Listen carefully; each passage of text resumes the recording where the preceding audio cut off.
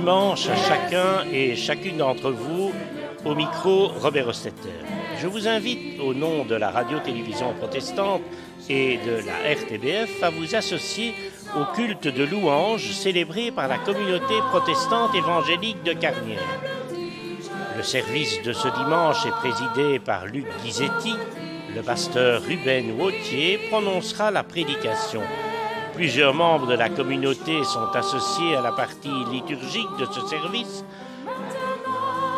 Fantine Duquesne à l'orgue, Jacques Duquesne au violon, Estelle Marc au chant accompagnent les différents chants interprétés par l'Assemblée. Nous vous laissons maintenant en compagnie de cette communauté pour le culte de ce jour. Bon dimanche et bienvenue, frères et sœurs. Chers amis, bienvenue à vous tous qui êtes venus pour partager ce culte. Bienvenue à vous qui nous rejoignez aussi depuis chez vous. Et nous remercions la RTBF pour sa collaboration et l'implication de son équipe. Merci aux jeunes de l'Église qui nous apportent aussi le soutien musical et qui partageront aussi avec nous ce culte et qui nous ont déjà conduits dans la louange par ce chant que nous venons d'interpréter ensemble. Alors pour nous décrire, nous sommes une petite église constituée d'hommes et de femmes qui ont un jour placé leur confiance, leur foi, leur espérance en Jésus-Christ. Nous nous retrouvons pour lire la Bible, la parole de Dieu, comme guide et repère aussi dans notre vie. Nous croyons au projet de Dieu pour chacun de nous. Bien sûr que nous nous retrouvons aussi dans d'autres activités. Nous ne nous connaissons pas pour la plupart, mais ce qui nous rassemble, c'est notre foi et notre confiance en Christ. Et c'est celle-là qui nous rassemble. Nous sommes tous actifs dans la vie professionnelle. Les plus jeunes d'entre nous sont engagés dans des études, mais ils sont aussi engagés dans la vie chrétienne. D'autres encore ont relevé des défis dans leur vie, ont rencontré et traversé des circonstances difficiles. Mais ce qui nous unit et nous rassemble, c'est notre foi en Dieu, le Créateur. Peut-être aurez-vous envie de nous rejoindre un de ces prochains dimanches, dès 10h. Mais en attendant, je vous décris en quelques mots le déroulement de ce culte. Nous vivrons tout d'abord un temps de louange, un moment de chant, un espace de prière, un partage aussi de la Bible et quelques mots de témoignage. Et en plus, un temps de souvenir selon la volonté de Christ. Alors nous allons maintenant, avec nos différences et ensemble, chanter ce chant intitulé « Jeunes et vieux se réjouiront ». C'est une belle invitation qui relie et rassemble toutes les générations. Il est tiré de la Bible et je vous invite à le chanter de tout votre cœur. La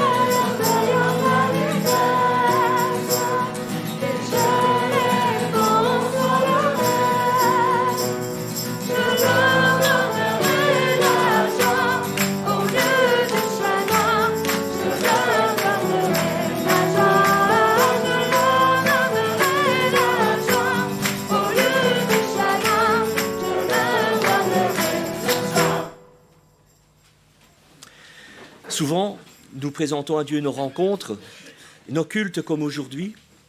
Alors je vous propose de nous recueillir ensemble et je vous invite aussi à vous qui nous regardez à vous associer à nous dans cette prière. Prions. Nous te remercions Seigneur pour ce moment où nous pouvons nous retrouver avec d'autres chrétiens et passer ce temps de culte, ce temps de louange ensemble. Nous te prions pour nos frères et nos sœurs réunis aussi en ton nom dans d'autres lieux, d'autres régions, d'autres pays. Nous te louons pour la liberté dans laquelle nous pouvons vivre aujourd'hui. Nous te prions pour nos frères et sœurs qui n'ont pas pu nous rejoindre. Pour ceux et celles qui sont plus faibles et malades, nous te les présentons. Tu connais nos circonstances et tu es près de chacun de nous. Tu nous accompagnes aussi ce matin de ta présence et ton regard est sur nous tous, comme tu le promets dans ta parole. Tu es aussi avec ceux qui te cherchent et ce moment nous voulons le placer devant toi parce que tu vas nous bénir et nous te glorifions au nom de Jésus. Amen. Je vous propose et vous invite à chanter encore un autre chant qui est tiré du psaume 84, un chant qui nous appelle à nous approcher de Dieu. Il décrit simplement les étapes d'une vie de foi et en même temps le cheminement des uns et des autres sur la terre et dont la fin se terminera dans la présence de Dieu. La vie est remplie d'événements, de circonstances qui quelquefois nous éloignent peut-être de Dieu. Alors, ce chant recentre notre foi et notre confiance sur Dieu. En le chantant avec enthousiasme, c'est une parenthèse et un souffle qui va nous porter vers un but et un renouveau que Jésus nous a souvent enseigné dans la Bible. Chantons donc ce chant, Un jour dans tes parvis.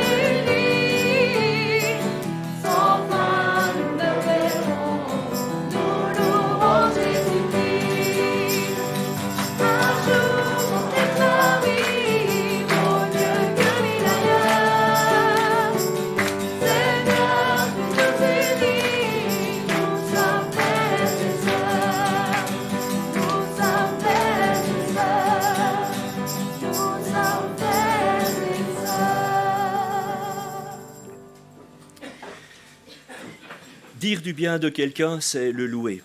Quand on loue Dieu, on dit du bien de lui. On réalise ce qu'il est. Et le livre des psaumes, qui est un des 66 livres de la Bible, peut aider chacun dans cette découverte de Dieu afin de le louer. Et les psaumes nous encouragent aussi à être reconnaissants envers Dieu. Alors j'invite Éric, Prosper et Bernadette à apporter leur louange au Seigneur. Seigneur Jésus, reçois, Seigneur, la reconnaissance de nos cœurs, toi qui nous as délivrés de la puissance du péché. Par ta mort à la croix, je suis vivant grâce à toi. C'est ton sang qui a coulé pour nous racheter. Merci, Seigneur, de nous avoir ouvert le chemin vers le Père. Amen. Quel repos, quel bonheur. Toi, le Dieu de l'univers, je me confie en toi tout au long de cette journée. J'ai besoin de ta paix et de ta grandeur. Je te loue pour ton amour. Amen.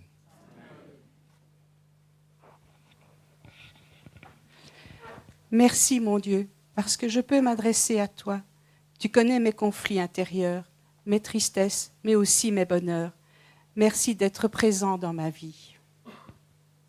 Amen. Alors merci pour vos prières et je vous propose encore un autre chant intitulé « Grandes et merveilleuses sont toutes tes œuvres ». Alors les paroles de ce chant sont tirées de l'Apocalypse qui est le dernier livre de la Bible et qui nous dit aussi la reconnaissance du peuple d'Israël et de ce que Dieu est pour eux. Mais encore, ce chant exprime que bientôt l'humanité tout entière réalisera la justice et la fidélité de Dieu.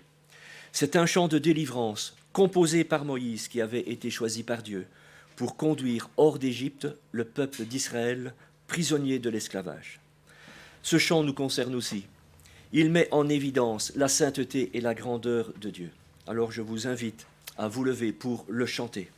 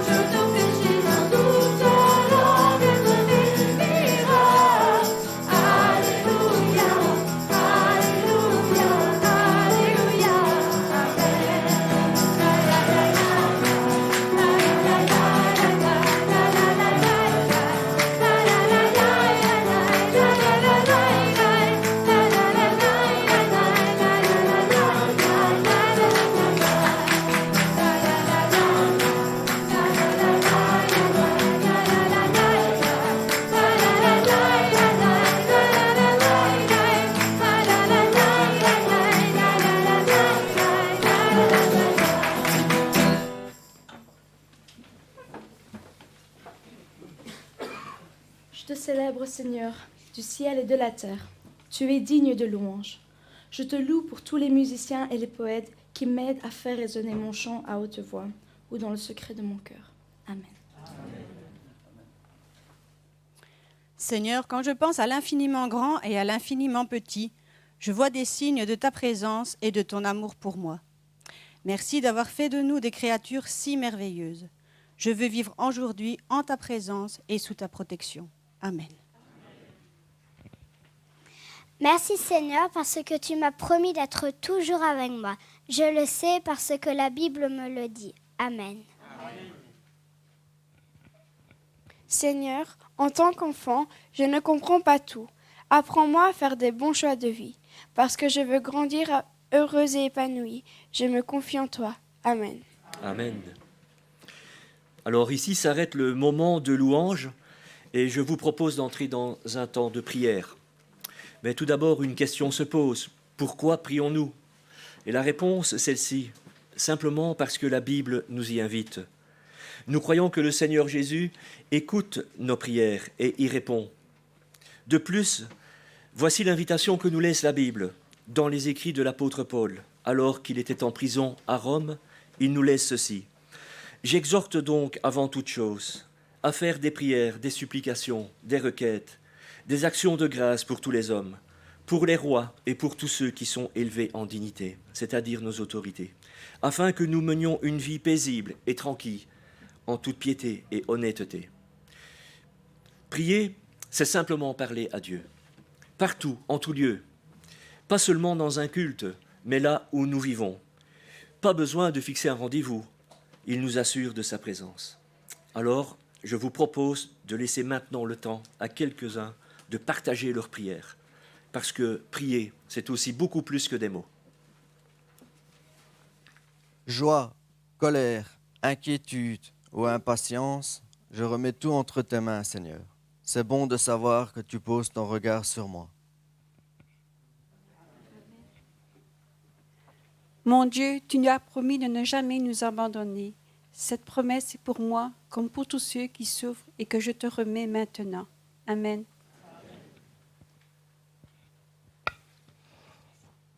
Seigneur, je te remercie pour tous les bienfaits que je reçois chaque jour.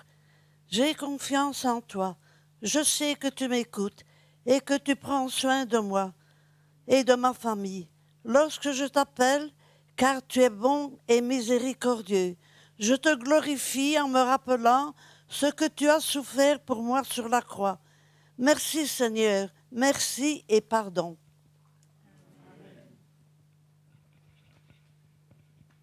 Seigneur, merci pour ta présence ce matin parmi nous. Seigneur, je veux te prier aujourd'hui pour les dirigeants de notre commune, région et de ce pays, et aussi pour tous ceux qui décident du sort économique de ce monde.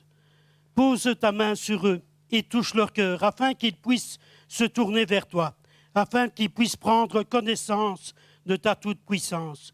Toi qui as créé toutes choses sur ce monde. Seigneur, je te remets ces hommes et ces femmes entre tes mains, et je suis certain que tu agiras dans leur cœur. Amen. Nous sommes devant toi, Seigneur, pour t'apporter les conflits qu'il y a aujourd'hui sur la terre. Nous te prions pour les peuples frappés par le deuil à cause des groupes criminels, pour les vies brisées, les familles séparées et déplacées de leur lieu de vie. Nous demandons ta protection sur les enfants se retrouvant seuls sans leurs parents, pour nos frères et sœurs qui luttent pour leur foi, leur condition en toi, leur conviction en toi. Ils ont besoin de réconfort et tu es tout-puissant.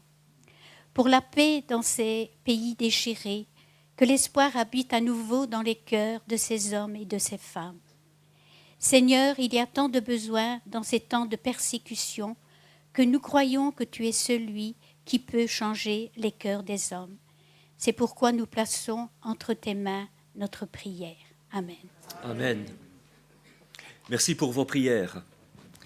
Alors nous pouvons maintenant tous ensemble et avec vous, chers amis qui êtes derrière votre écran ou qui nous suivez sur Internet, nous exprimer par la prière du Notre Père. Jésus nous l'a laissé comme modèle en réponse à la question de ses disciples qui lui demandaient comment devons-nous prier.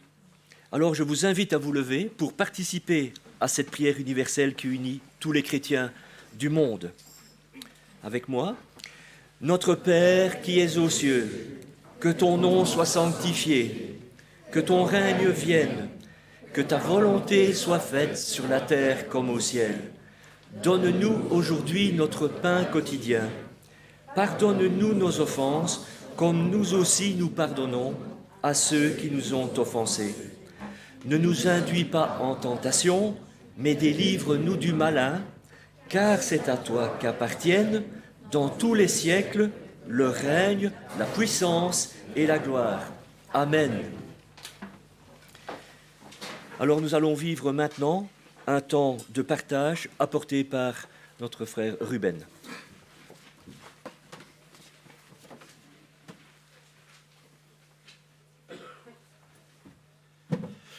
Merci Luc. Bonjour à tous. Merci pour votre présence ce matin. Je vais d'emblée demander à Amy de s'avancer pour faire la lecture de la parole de Dieu.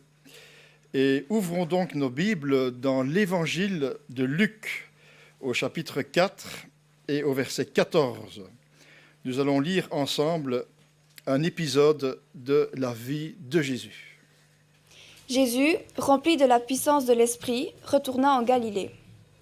Sa réputation se répandit dans toute la région. Il enseignait dans les synagogues et tous faisaient son éloge. Il se rendit aussi à Nazareth, où il avait été élevé, et il entra dans la synagogue le jour du sabbat, comme il en avait l'habitude. Il se leva pour faire la lecture biblique, et on lui présenta le rouleau du prophète Ésaïe. En déroulant le parchemin, il trouva le passage où il est écrit « L'Esprit du Seigneur repose sur moi, parce qu'il m'a désigné par l'onction pour annoncer une bonne nouvelle aux pauvres. Il m'a envoyé pour proclamer aux captifs la libération, aux aveugles le recouvrement de la vue, pour accorder la délivrance aux opprimés et proclamer l'année de grâce accordée par le Seigneur. » Il roula le livre, le rendit au servant et s'assit. Dans la synagogue, tous les yeux étaient braqués sur lui. « Aujourd'hui même, commença-t-il, pour vous qui l'entendez, cette prophétie de l'Écriture est devenue réalité. » Aucun de ses auditeurs ne restait indifférent. Le message de grâce qu'il leur présentait les étonnait beaucoup. Merci, Amy. Que le Seigneur bénisse sa parole. Qui était vraiment cet homme dont la réputation se répandait dans toute la région? La Bible dit que partout où il est passé, Jésus a marqué tous ceux qui ont croisé son chemin. Dans l'évangile de Matthieu, au chapitre 4, verset 23, nous lisons que Jésus faisait le tour de toute la Galilée. Il enseignait dans les synagogues, proclamait la bonne nouvelle du règne des cieux et guérissait ceux qu'il rencontrait de toutes leurs maladies et de toutes leurs infirmités. Bientôt, on entendit parler de lui dans toute la Syrie. On lui amena tous ceux qui étaient atteints de diverses maladies et souffraient de divers maux, ceux qui étaient sous l'emprise d'un démon, ainsi que les épileptiques et les paralysés, et il les guérit tous. Des foules nombreuses se mirent à le suivre. Jésus aimait rencontrer les gens. Dans le texte qui nous occupe aujourd'hui, Jésus va à la rencontre de gens religieux. Il entre dans la synagogue de Nazareth, qui était la ville de son enfance. On lui présente le rouleau du parchemin d'Ésaïe, un texte qui a été écrit 700 ans environ avant sa venue, et Jésus y choisit lui-même un passage pour le lire devant tous les gens présents. Le texte que Jésus a choisi était connu des gens religieux de l'époque. Pour eux, c'était clair. Ésaïe, lorsqu'il écrivit ces lignes, prophétisait au sujet du Messie que tout le monde attendait impatiemment. Suite à cette lecture, Jésus va faire une déclaration publique importante. Et voici comment il commente cette prophétie d'Ésaïe. Aujourd'hui, dit Jésus, aujourd'hui même, cette prophétie de l'Écriture est devenue réalité. En quelques phrases tirées de ce livre de l'Ancien Testament, Jésus se présente comme étant le Messie, l'envoyé de Dieu, pour venir, comme nous l'avons lu, annoncer une bonne nouvelle. Et quand on lit toute la Bible, et en particulier le Nouveau Testament, Jésus se présente comme étant le Messie, l'envoyé de Dieu pour venir annoncer cette bonne nouvelle. Et on comprend vite que Jésus est même plus qu'un envoyé. C'est Dieu lui-même en la personne de son Fils unique. Il y a de nombreux passages dans la Bible qui affirment cela. J'en prends un exemple dans l'Évangile de Jean, au chapitre 1er et au verset 14, où il est dit, c'est Jean qui parle, il dit « Et celui qui est la parole est devenu homme ». J'arrête un instant sur ce mot « parole » parce que c'est un mot avec un P majuscule. Parole était le logos en grec, c'est-à-dire c'était la parole de Dieu, cette parole créatrice qui a créé les cieux et la terre dans le premier épître de la Genèse, il nous est dit que Dieu, par sa parole, a créé toute chose. Il disait et la chose était. Et cette parole, avec un P majuscule, nous dit Jean, est devenue homme et a vécu parmi nous. Nous avons contemplé sa gloire, la gloire du Fils unique envoyé par son Père, nous dit Jean. On découvre aussi en lisant la Bible que Jésus n'est pas venu seulement pour faire du bien, pour guérir des malades, rendre la vue aux aveugles, pour prononcer des grands discours, mais bien, comme nous l'avons lu, annoncer une bonne nouvelle, la bonne nouvelle de l'Évangile. D'ailleurs, Évangile veut dire bonne nouvelle. C'était le message du Christ. Tout début de son ministère, on lit ça dans Marc au chapitre 1er, et au verset 14, il est dit, Jésus se rendit en Galilée, il y prêcha la bonne nouvelle qui vient de Dieu. Il disait, le temps est accompli, le règne de Dieu est proche, changez de vie et croyez à la bonne nouvelle. Mais quelle est cette bonne nouvelle qui vient de Dieu? C'est toujours Jean qui dit dans son évangile au chapitre 3, « Oui, Dieu a tant aimé le monde qu'il a donné son Fils, son unique, pour que tous ceux qui mettent leur confiance en lui échappent à la perdition et qu'ils aient la vie éternelle. » En fait, Dieu envoie son Fils pour régler un vieux problème, un ancien contentieux qui traîne depuis l'origine des temps. Et ce vieux problème, c'est la mort. Et la Bible parle même plus que la mort. Elle parle de la perdition. Dans le mot perdition, il y a le mot perdu. Ça vaut la peine d'y réfléchir. Il faut en effet remonter au livre de la Genèse pour y lire qu'après avoir créé les cieux et la terre, Dieu a placé l'homme et la femme dans un magnifique jardin où il était en parfaite relation avec Dieu, son Créateur. La Bible nous dit que Dieu a créé l'homme libre et non comme un robot programmé pour lui obéir inconditionnellement. Le Créateur a doté l'homme et la femme d'une volonté propre, d'un libre arbitre, du libre choix pour lui obéir ou pas. Et aujourd'hui encore, c'est toujours le cas. L'homme est libre de choisir, de croire ou de ne pas croire. Dieu lui laisse cette liberté, mais aussi cette responsabilité. Adam et Ève ont choisi délibérément de désobéir à Dieu. Et ça a été leur choix. Les conséquences en ont été terribles.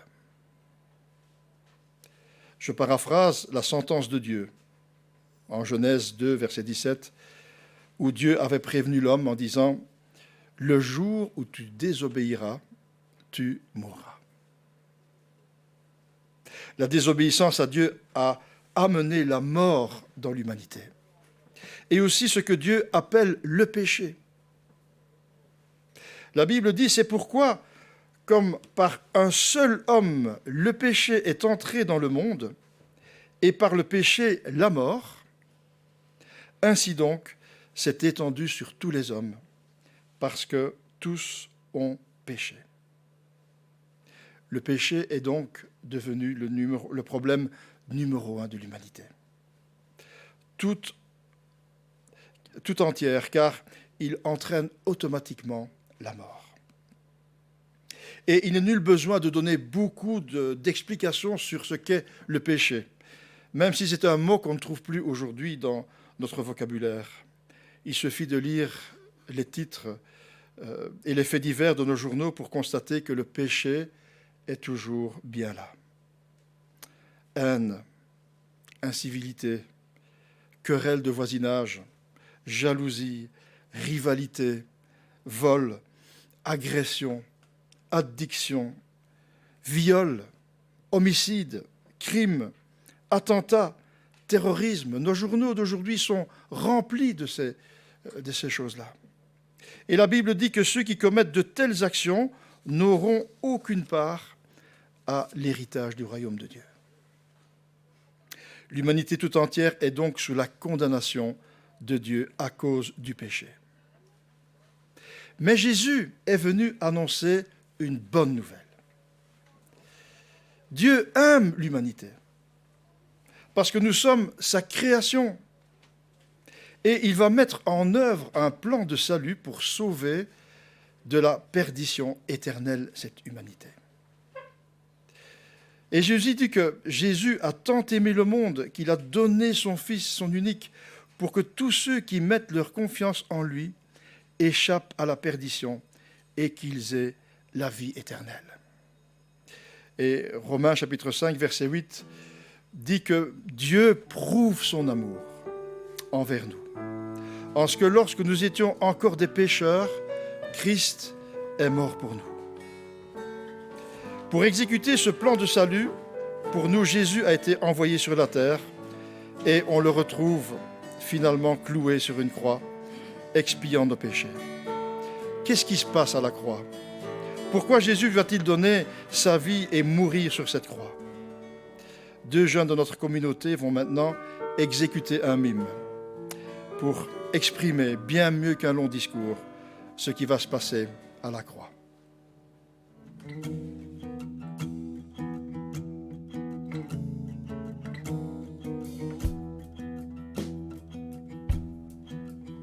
Mon Dieu est si bon, il prend bien soin de moi. Ce Dieu si fidèle, sais-tu qu'il pense à toi? Il voudrait t'aider dans tes difficultés, mais il faut que tu viennes à lui tel que tu es. Dieu sait si bien ce qui te semble lourd, qui te fait mal, te trouble chaque jour. Il connaît tes besoins, ta peur du lendemain. Avec mon Dieu, tu sais tout ira bien. Oh. Il vit à jamais, c'est un Dieu tout-puissant. Il te répondra, viens à lui simplement. Quand tout semble noir, triste et désespéré, sais-tu que là-haut tu n'es pas oublié? Non. Dieu sait si bien ce qui te semble lourd, qui te fait mal, te trouble chaque jour. Il connaît tes besoins, ta peur du lendemain. Oh, avec mon Dieu, tu sais tout ira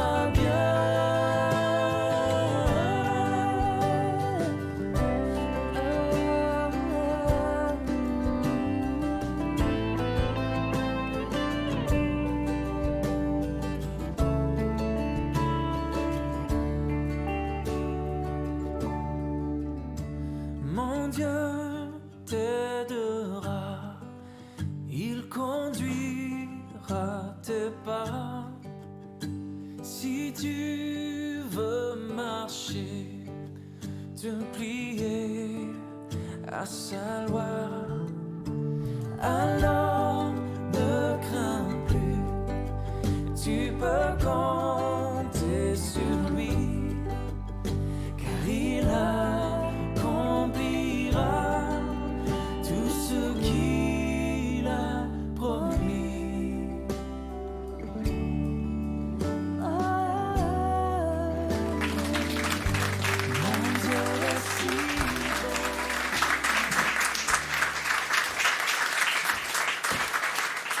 Merci à Alex et Nathanaël.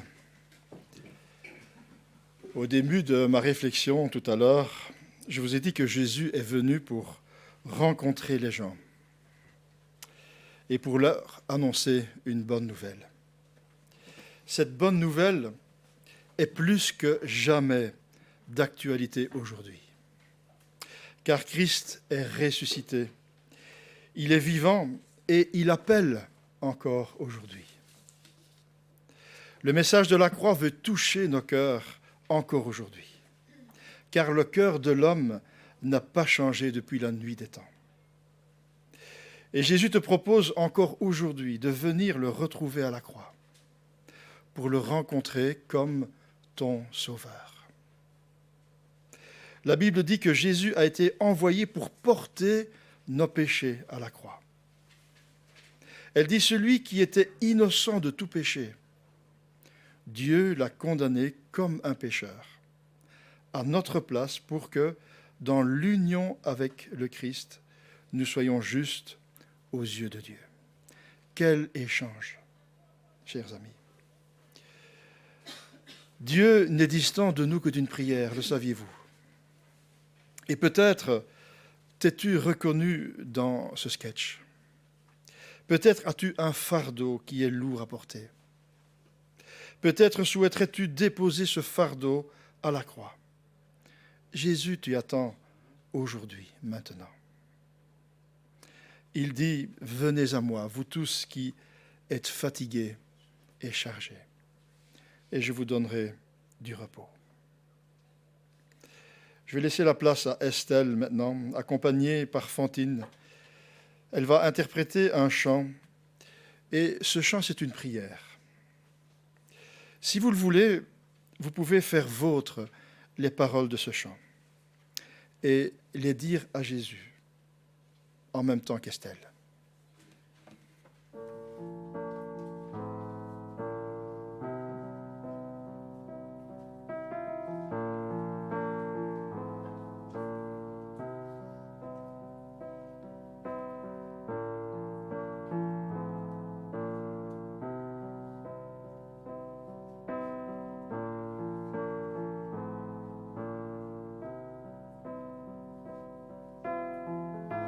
Seigneur, tu me cherches,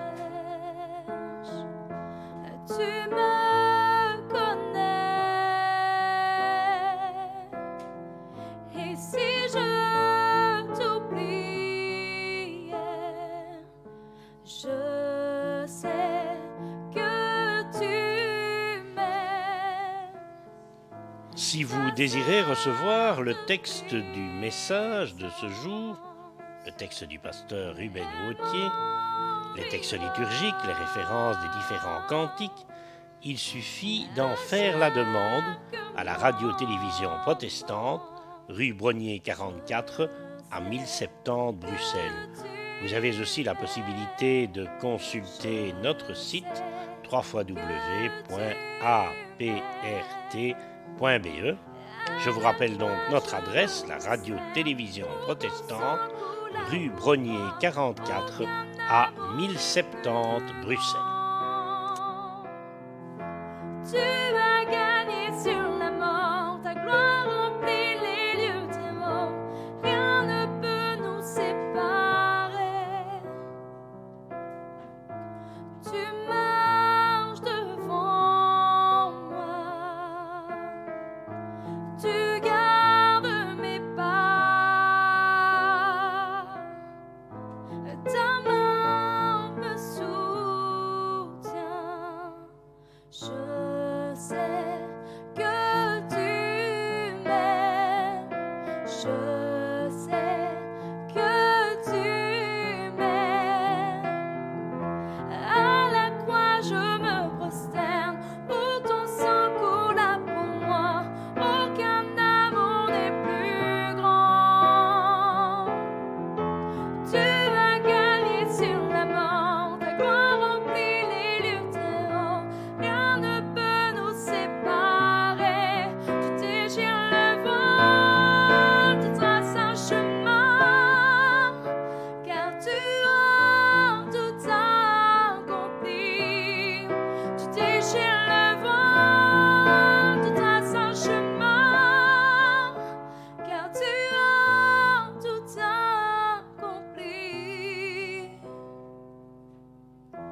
si tout s'effondrait devant mes yeux, toi tu resterais là. Je sais que tu m'aimes, je sais que tu m'aimes. À la croix je me prosterne, où ton sang coula pour moi. Aucun amour n'est plus grand. Tu m'as gagné sur la mort, ta gloire remplit les lieux très hauts. Rien ne peut nous séparer. À la croix je me prosterne, où ton sang coula pour moi. Aucun amour n'est plus grand. Tu as gagné sur la mort, ta gloire remplit les lieux très hauts. Rien ne peut nous séparer.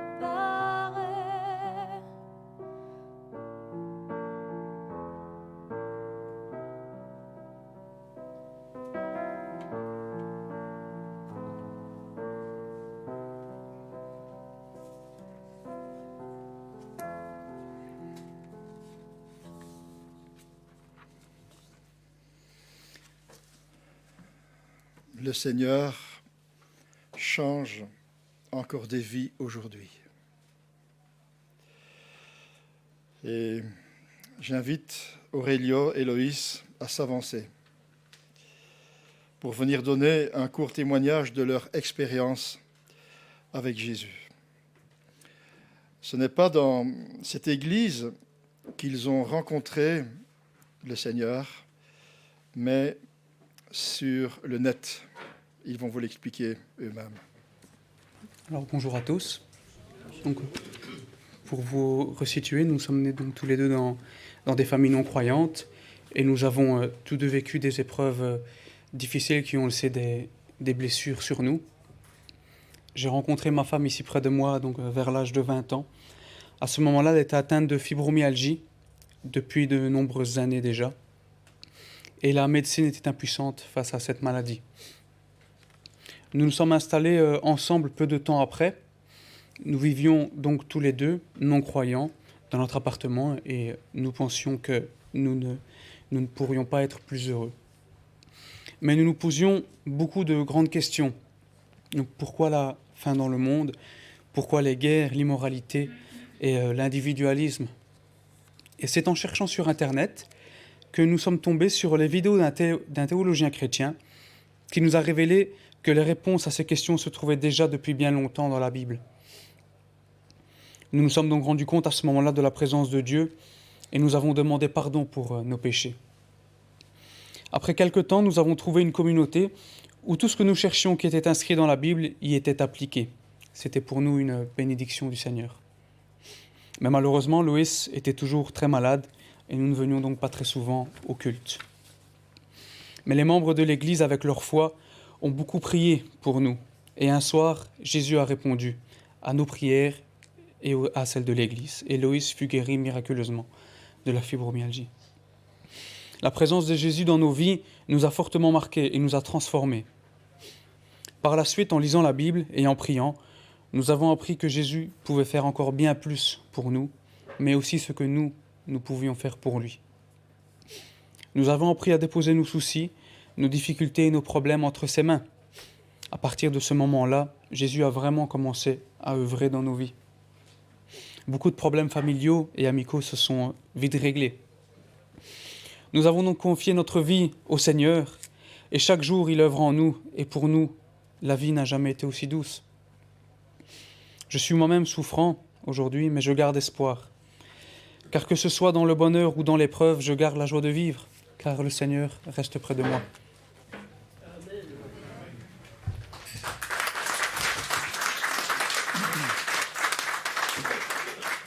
Merci à Louis et Aurélio.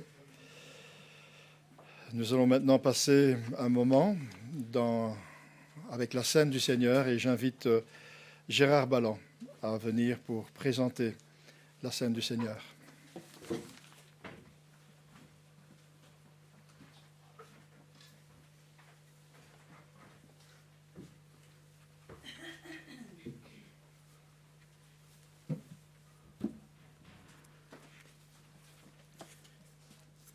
Le rite que nous voulons pratiquer ce matin, ce n'est pas quelque chose de miraculeux ou de spectaculaire. La Sainte Seine est un acte visible, un rite chrétien, une commémoration qui consiste en ce que l'Église assemblée mange du pain rompu et boit du vin. Ce pain et ce vin ne sont pas alors considérés comme des aliments, mais ils sont pris à cause même de la valeur symbolique que la Bible, parole de Dieu, leur donne à cause du témoignage et du signe qu'il représente. Le mot scène signifie repas. C'est le nom donné au repas communautaire institué par Jésus-Christ. Le soir précédant sa mort, il a dit « Faites ceci en mémoire de moi ». Le partage du pain et du vin, ce repas est célébré par la communauté pendant le culte. La Sainte Seine n'est pas un sacrifice offert à Dieu, mais un repas auquel le Seigneur lui-même convie les chrétiens et s'offre à eux. Voici ce que la Bible déclare à ce sujet dans la première lettre de l'apôtre Paul aux Corinthiens. Le Seigneur Jésus, la nuit où il a été arrêté, a pris du pain. Après avoir remercié Dieu, il l'a rompu et a dit « Prenez, mangez, ceci est mon corps qui est rompu pour vous. Faites ceci en souvenir de moi. » De même, après le repas, il a pris la coupe et a dit « Cette coupe est la nouvelle alliance en mon sang. Faites ceci en souvenir de moi, toutes les fois que vous en boirez. En effet, toutes les fois que vous mangez ce pain et que vous buvez cette coupe, vous annoncez la mort du Seigneur jusqu'à ce qu'il vienne. » Ces paroles de Jésus nous rappellent le don qu'il nous a fait de sa mort le vendredi saint et de sa résurrection en vue de nous libérer du péché et de nous permettre de vivre une vie renouvelée. Souvenez-vous de sa résurrection le dimanche de Pâques. Elle fortifie donc en nous l'espérance de sa venue. Après la résurrection, les premiers chrétiens vont célébrer ce repas. Nous le célébrons chaque dimanche, jour de la résurrection de Jésus-Christ. En obéissant à son ordre, nous rappelons aussi que ce repas, c'est l'œuvre de Jésus-Christ pour nous. Amen. Nous voulons prier ensemble. Seigneur Jésus, nous te remercions pour ce pain qui nous rappelle ton corps qui a été maltraité à notre place, et ce vin qui évoque ton sang qui a coulé à la croix afin d'effacer nos péchés. Nous prenons donc ces éléments avec reconnaissance en raison de ce que tu as subi pour effacer mes péchés, nos péchés, et nous donner la vie éternelle. Nous annonçons également non seulement ta mort, mais que tu reviens bientôt. Amen.